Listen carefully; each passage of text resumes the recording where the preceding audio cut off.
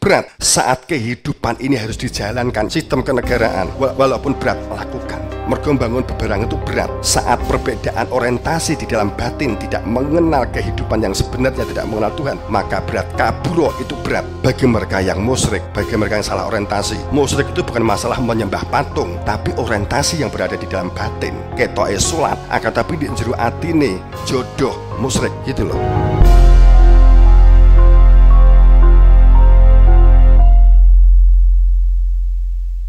Nggak ada kehadiran, sehingga kalau nggak ada kehadiran maka yang hadir adalah yang lain, entah panganan, entah tempe, entah tahu, entah apa, entah siapa, itu yang ada di sini. Itu bedanya. Kalau konsentrasi itu otak, apa yang dibaca, nahu sorob dan sebagainya. Akimisolah li dzikri, bukan ya. Akimisolah, tegakkan sholat untuk mengingati aku, bukan. Tarku sholah atau akimisolah li terjemah, bukan. Li kekuasaan, bukan. Li sifat, bukan. Tapi li dzikri, mengingatiku. Bagaimana cara mengingatnya? Alimul ghaibi wa syahadati, Allahu la ilaha illa huwa alimul ghaibi wa syahadati. Untuk mengetahui dan mengenali apa itu Allah la ilaha illa huwa, dia itu adalah alimul ghaibi, ilmu yang membuka hakikat tentang gaibnya diri Tuhan, dan ilmu yang menjadikan bersaksi. Yu'minuna bil ghaib. Saya kembali, bil ghaib itu hanya Tuhan sendiri. Ghaib itu mufrad, mufrad itu tunggal. Mufrad itu tunggal, bukan jamak. Mufrad itu tunggal. Kalau jamaknya ghaibun, jamak mufasilnya ghuyub, itu beda. Kalau ghaib itu hanya satu. Kalau ghaibun ini banyak, ini milik saya, lombok-lombok ini. Kalau ghuyub, setiap lombok ini saya bagikan, ini banyak, tapi milik saya satu, milik dia satu. Itu jamak munfasil namanya. Sehingga kalau kita katakan bahwa pada saat dikatakan bahwa al-ghaib hanya isim takrif, pasti majhul, yang biasa bahasa Arab pasti mabniun. Artinya apa? Pasti ada yang dapat jenengan tanya tentang siapa ghaib ini. Kalau kita membaca terjemah tafsir, bukan terjemah tafsir, itu al-ghaib dalam kurung sesuatu yang tidak kelihatan mata, apapun. Surga, neraka, malaikat, jin, demit, ndruwo, kuntilanak, bel geduel beh, napa malih? Ayo, akal-akalan. Kuntilanak, sundul bolong, medon, leak. Terus kemudian balik kan malaikat, surga, neraka, Allah, miris enggak? Ini maksud saya begini loh. Ini menunjukkan bahwa apa iya kalau dikatakan satu ordo, satu kelas, bahwa ghaib dalam kurung sesuatu yang enggak kelihatan mata, ya Allah sama dengan setan, sama dengan iblis, sama dengan miris itu loh. Ghaib itu diri Tuhan sendiri, karena ghaib itu mufrad, al-isim takrif, bisa dikenali keberadaannya. Makanya Allah membuat utusan untuk menunjukkan keberadaan dia.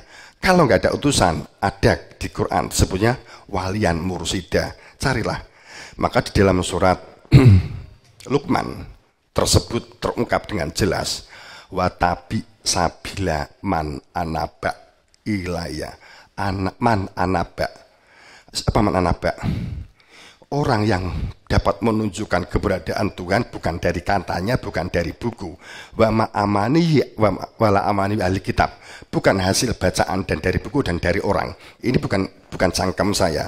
Ini adalah Al-Quran. Harus dicari. Watabi itu perintah, carilah.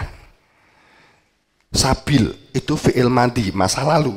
Artinya pasti ada. Sabila pasti ada. Man, saat ini ada orang yang saat ini pasti tahu jalan dan pernah pulang kembali kepada Tuhan. Pasti ada. Suma, baru kamu kemudian disebut kembali walaupun kamu di dunia, tapi kamu tahu alamat pulang untuk apa di dunia. Maka punya orientasi, maka kehidupan berdunia dapat ditata. nggak semrawut seperti sekarang. Itu yang saya 3 hari yang lalu juga prosentase dihadapi wong sepuh-sepuh di Banten. Ya nggak banyak sih, 26 orang. Tapi rata-rata di atas, bahkan ada yang umurnya katanya 700 tahun.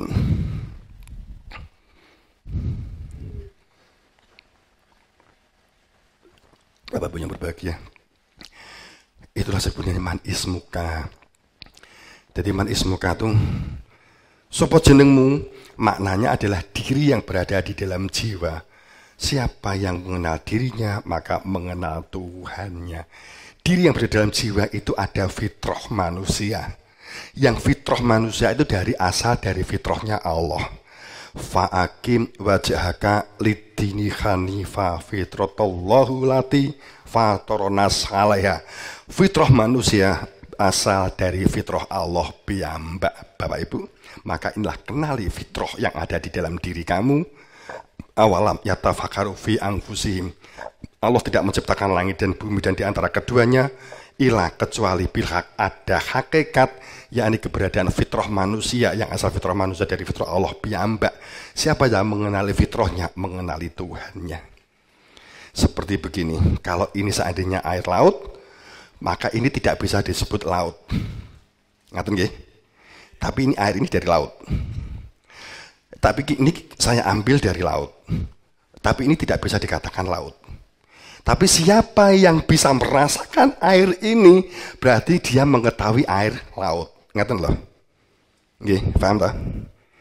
Kita gelegek, oh iya ini rasanya banyu laut tuh ngene gitu, gak samoro di laut kono. Ini kan gitu. Siapa man arfa nafsah faqad arfa robbah. Ada yang membantah, itu hadis palsu. Oke, kalau ini palsu, diambil ayat.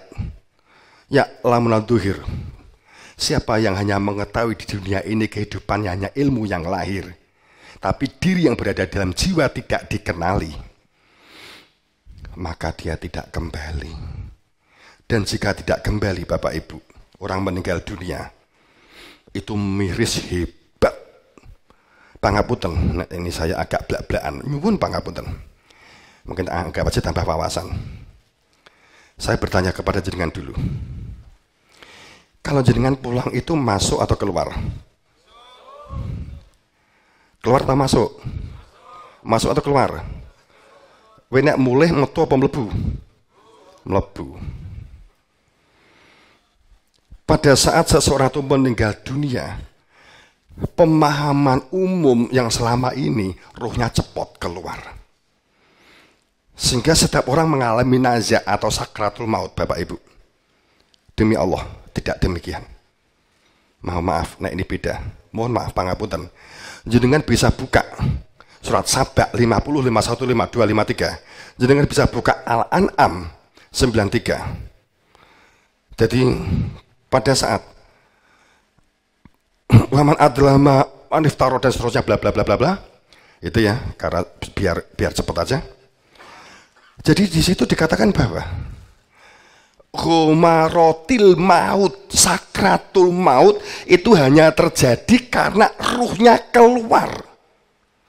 Wal malaikah basitu aidihim akhriju anfusakum.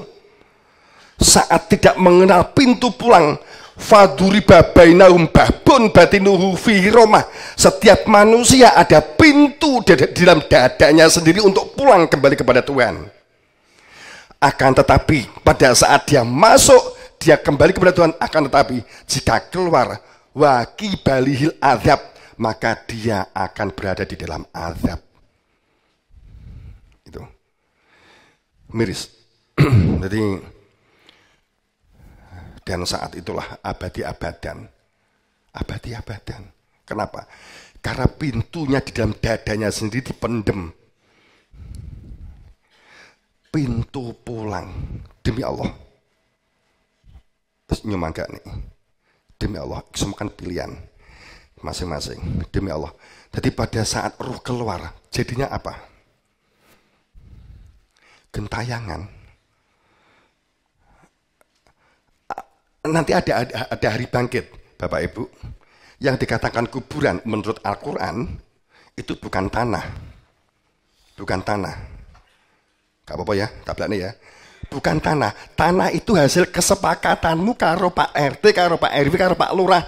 Kini enek wong mati warga kene iki dikubur di endi? Dek kono. Ya yuk dituku, kan begitu. Itu kan kesepakatanmu, gak enek. Dek kono kan gak enek malaikat toh. Gitu loh. Akan tapi petunjuk Al-Quran yang dikatakan kubur itu jasad ini. Jasad ini kubur. Wa ma yastafil ahya wal awat wal durmat waru walaiklu wal kharur. Beda antara orang yang mati, orang yang hidup. Beda antara yang panas, yang dingin. Beda antara orang yang sareh, yang terbuka dan yang tertutup. Beda antara orang yang jumut kaku beku dengan orang yang terbuka rasional. Beda antara orang yang mati, ahya, dan yang hidup. Orang meninggal dunia, lemesnya melebihi lemesnya orang tidur dan tetap hangat seperti saat hidup. Dingin menunjukkan rasa takut yang hebat. Kaku menunjukkan rasa sakit yang tak terhingga. Terperanjat kaget jumlah tidak mengira bahwa yang dulu dikira ternyata sama sekali beda. Walau taruh ini doling fi saat terjadi sakratul maut, rohnya cepot.